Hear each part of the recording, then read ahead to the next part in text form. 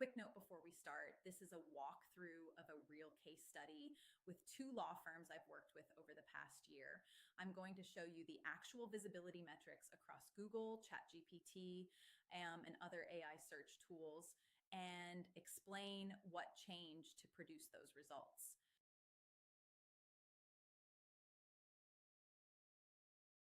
My name is Jenna Nelson, founder of Her AI Agency, and I work specifically with female-led law firms to help increase their online visibility and be found in 2026 because the digital landscape has changed. It's no longer just an SEO game. We need to be able to be found everywhere that your audience might be searching now. So that's social media, that's in LLMs like ChatGPT, search engines like Perplexity. It's not just a Google world anymore. And so it's important that you're optimizing your digital presence to be essentially everywhere, and be found and cited in all of these, different mediums that we have today. So I have worked one-on-one with two law firms this year who have had really great results with kind of these visibility strategies that we've put in place. And so I want to just kind of walk through what this has looked like, how the engagement with them has worked, and then kind of some of the results of what we've done. So I'm just going to kind of walk you through a quick sort of video case study, and show you some metrics and some things we've done to help them not only be more visible online, but the other thing that's happened is that they are getting better quality leads. I've heard that from both of them, over and over, that, the leads that are coming in are warm already. They know enough about the firm and the types of cases that are ideal for that firm that they're not having to weed out a lot of, calling the wrong type of firm or, not ideal clients. So this has been really helpful for them to also just get the right leads in the door as well. Because I'm not just trying to increase their call volume that aren't going to turn into clients. That's not the idea here. So to give you a bit of an idea of these project timelines, both of these clients started with me in March of 2025. And that's when we did kind of their initial SEO audit and site restructuring. That's pretty much where I start with everybody. There are always some technical gaps. There's always some content structuring that I need to change. And then a lot of things like, do they have Google Analytics already installed? Do they have a Metapixel? Is all of that tracking and firing properly? Do they even know where their leads are coming from? So that's the first place I always start. It's kind of on the SEO technical side. I've got to get that foundation in place before I go any further. So both of these started in March of 2025. So March and July was that core optimization phase of developing their service pages. A lot of times they might be, let's say, they're a bankruptcy attorney. Well, I want a page for bankruptcy 7. I want a page for bankruptcy 13. I want each of your individual services really well spelled out because those service pages are your anchors for search. And so then, moving past that initial phase into Q3 of last year, this is where we started expanding educational content. That's extremely important for legal marketing. We are trying to show what you know, why you're the right hire, educate your prospects a little bit as well too, so that when they do come in and become a client, you're not spending a ton of time going through the very basics, right? If we educate them all before they even hire you, you can get right into what you're there to do and not, have to do a lot of hand holding in the beginning. So that's another thing that the educational content is really great for. And then by late 2025, we were really in that AI visibility benchmarking. So that was where I started really looking at, okay, are they being picked up by ChatGPT? Are they able to be found on Gemini? And, make sure that, we had a good benchmark so we knew how far we had to grow. Right. So the strategic objective here is essentially you need to create topical authority. You need to show that you know what you're talking about around your content clusters. It needs to be structured in a way that is both machine readable, so by, bots that are going to crawl your website, and by humans. That's a new change in the past year or two, is we used to just kind of have to write for humans, maybe for Google to index. But now we need to make sure we're giving basically a roadmap to AI agents and crawlers to structure your content and serve it through answer snippets, through ChatGPT, things like that. So that's a big change. Site architecture. Your own internal linking within your site is extremely important, and having a logical flow throughout your website. You want to think about the journey that somebody's going to take when they get to your website, and how easy it is for them to get to all the pages that you want them to get to. So that architecture is really key. We've already talked about the educational resources and the importance of that. And then I ultimately want to see how frequently each of these firms starts getting cited in AI responses, as well as traditional SEO rankings. We still want to rank on the first page of Google. I still want you, number one, number two on the heat map in your local area. But those AI citations shares are becoming more and more important as time goes on. So the first part of this case study, I'm gonna talk about two firms. One is Hunter Law Firm. They are an employment and civil rights firm here in Nashville, where I'm from. And essentially, when I took over, this is a highly competitive market here in Nashville, and in Tennessee in general. And we were able to, with newly published content last year when I took over, that accounted for almost 20% of their total impressions for the year. And that's content. So that's not people hitting the homepage. That is, blogs, that is long form articles, those are service pages. Those are the really high value content pieces. So what this doesn't show is the increase, but this organic clicks was up almost twice, double what it was when I took over. Their weekly active users, we X'd that. They went from about 50 a week to over 100 a week. And again, that 20% of the new content share, which is that's a big number. So here we're showing their visibility results. And ChatGPT, and this is after that year of, really working with them and restructuring the website and putting all those technical pieces in place. On ChatGPT, they are now ranking second for workplace sexual harassment claims. That's obviously a huge portion of their business. And if you are searching for anything related to that, particularly in Tennessee, they are going to rank number 2. And the citation share is almost 30%, which is really, really high. We aim for a 25% content share, so citation share. So this is above. Employment discrimination, same thing. They rank number 2, and they are at a 33% citation share. And again, this is a very small boutique firm. This is 2 attorneys. This is not a giant firm. So these are big numbers. And then in Google AI visibility mode, this confidential case evaluation, which is specific language that we use for their firm, that is a number 2 rank and a 46% citation share. So if somebody's searching on Google for where can I get a confidential, evaluation on my case, they're going to get served this law firm, most likely. Unpaid wages, number 2. Workplace sexual harassment is number 3 on Google. And then, employment discrimination, 10. So this firm captured 46% citation share in Google AI mode on this confidential case evaluation, which is, again, really, really high. So this graph just shows kind of where ChatGPT is stronger, where Google AI mode is stronger.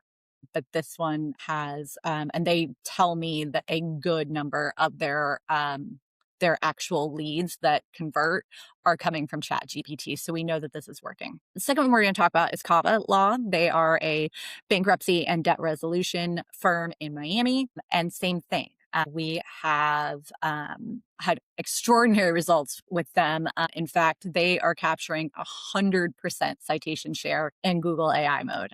So I'm really excited about that one. That's come a long way. But in Google AI mode, we've got debt negotiation services at number 2. This foreclosure defense services, this is the one that's got 100% citation share at number 2. Really excited about that one. And then Chapter 7 bankruptcy filing, also a really high citation share. And then over here in Gemini, we're looking at number 2, debt negotiation, number 2, foreclosure defense, and then number 2 on Chapter 7 bankruptcy filing. So This shows just kind of the breakdown between Google AI mode and Gemini. Those are technically separate services, and they just do slightly different things. So we're really happy with, particularly these numbers. These are crazy high. So we have done a lot of really impactful content that's contributed to that. So here's kind of my insights on, just these two firms. And I work with, 10 to 20 firms a year, but these two gave me permission to talk about them, but also had really great results for very small firms. These are both two attorney firms. So they are starting from a very small visibility standpoint. So the first insight is that the educational content really drives that AI visibility. Those systems reward thoroughness and clarity. And so firms that really invest in explaining the law in a way that normal humans can understand are being very well prioritized in these AI searches. Topical depth, that's really important. One single well-written page is important. Your service pages obviously being the most important, but what we want to do is create content clusters. So I want an entire cluster around foreclosure defense. I want a checklist. I want a couple of info articles. I want an FAQ section. I want all sorts of content that reinforces that one topical and is reinforcing the authority in that field. And then number 3 is structured answers that improved extractability. We are way past like long form blog posts. What matters most now is succinct, easy to understand answers. So where we are in search in 2026 is that we're moving away from a keyword format and moving to a query and answer format. So the number one tip I give everybody who creates content for their business is think about the top questions you get asked all of the time and make sure that all of your content, your website is answering those questions and in a really succinct 2 to 3 sentence way. This isn't the time to like go on and on about it. You can do that in blog posts, but we need that really structured responses because that's what appears in those answer snippets at the top of Google. That's what ChatGPT is going to quote. That's what you're going to see on the people also ask section. That's where that comes from. FAQ sections are extremely important. When I take on a new client, it's one of the first things I do. I develop a really robust FAQ for their whole website. And then I also go page by page and put individual FAQs on each page because that really performs well in the AI kind of visibility space. So this is my AI visibility optimization playbook. Obviously, this is very whittled down, but this is kind of what it looks like, right? It's your topic mapping. We talked about the site architecture.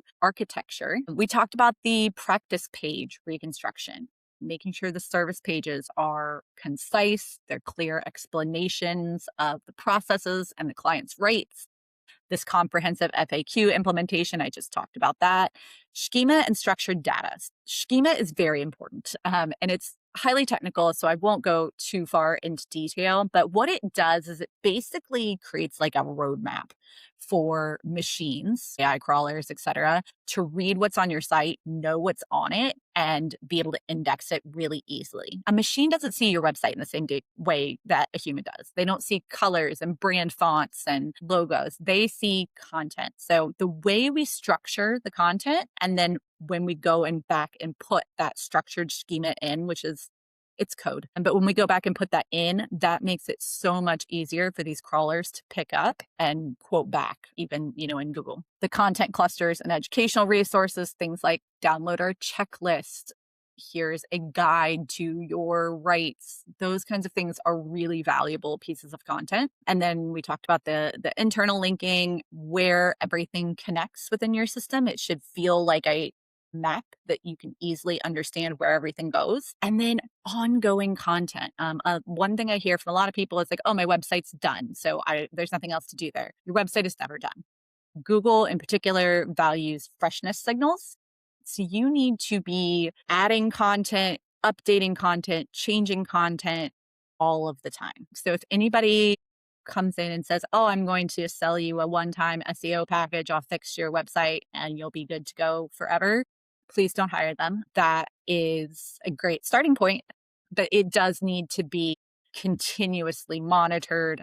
Your Google business profile is very important. Constantly updating that is important. These are all parts that go into the strategy to ultimately make you as visible as possible. And then community engagement. This is a really interesting one that's playing a big role in LLMs right now. Things like Reddit and Quora, those are really strong signals to the LLMs. So again, ChatGPT, Grok, Perplexity, Claude. So participating in online forums as your business and not being spammy about it, but answering a question and saying, this isn't legal advice, but I am blank with blank, and this is, kind of my thought. That can be huge and really contribute to your overall visibility score.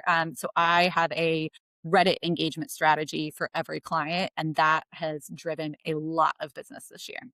So, why this matters, and that is truly that this is not a right now trend. This is now happening at scale. As AI assistants become more prominent, as we're asking Alexa and ChatGPT and Siri for recommendations and questions, the importance of our content and our websites being able to be found by these tools is just going to continue to increase. So I need, you to hear that now is the time to start adapting to that and also start implementing it, because your competitors are doing it and they will get further and further ahead and it'll be harder to catch up. So we're in a really sweet spot right now in March of 2026, where this is all we're in the gold rush right now. So now is a really great time to take advantage of these opportunities. And what is great is that it's a great opportunity for some small firms to really get ahead right now, because some of those bigger firms who have,